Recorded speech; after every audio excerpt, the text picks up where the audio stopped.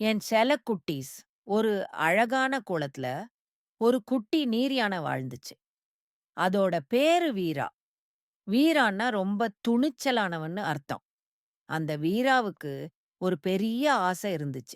என்ன தெரியுமா? அது ஒரு துப்பறியும் நிபுணரா ஆகணும். நம்ம வீரா தூங்கி எழுந்ததும் தினமும் ஒரு விஷயத்த பாப்பான். பெரிய வேப்ப மரத்து இலைகள்லயும், பூவரசு இலைகள்லயும் பனித்துளிகள் மின்னிட்டு இருக்கும். இந்த அடர்மிமுழா இருக்கும். ஆனா சூரியன் வர்றதுக்கு முன்னாடியே, அந்த பனித்துளிகள் எல்லாம் அந்த மாயமா மறைஞ்சிடும். அடடா! இந்த பனித்துளிகள் எங்க போகுது? அப்படின்னு வீராவுக்கு ஒரே குழப்பம். நம்ம வீராவுக்கு நெறைய நண்பர்கள் இருந்தாங்க. ஒரு ஞானமுள்ள நெல்லி மரம் இருந்துச்சு. அதுக்கு எல்லாமே ஞாபகம் இருக்கும். அப்புறம் பேசிக்கிட்டே இருக்கும். சில துளசி செடிகள். ம். இந்த காணாமல் போன பனித்துளிகளோட மர்மத்த நான் கண்டுபிடிச்சே தீரணும். அப்படின்னு நம்ம வீரா சபதம் எடுத்தான்.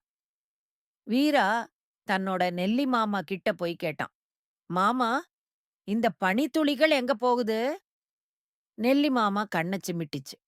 அப்புறம் துளசி புதர்கள் மெல்ல சலசலத்தன.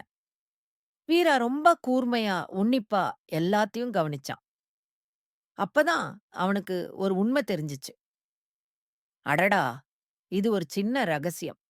குட்டி, குட்டி மின்மினி பூச்சிகள் இருந்தாங்க இல்லையா? அவங்க தான் அந்த பனித்துளிகள எடுத்துக்கிட்டாங்களாம். ஆச்சரியமா இருக்கா? ராத்திரி அவங்களுடைய விளக்குகள இன்னும் பிரகாசமா எரிய வைக்கிறதுக்காக, இந்த பனித்துளிகள மெல்லமா எடுத்து, சூரியன் வர்றதுக்கு முன்னாடி திரும்பி வச்சிடுவாங்களாம். வீராவுக்கு இது திருட்டு இல்ல, ஒரு குட்டி தப்பாட்டம்னு புரிஞ்சு போச்சு.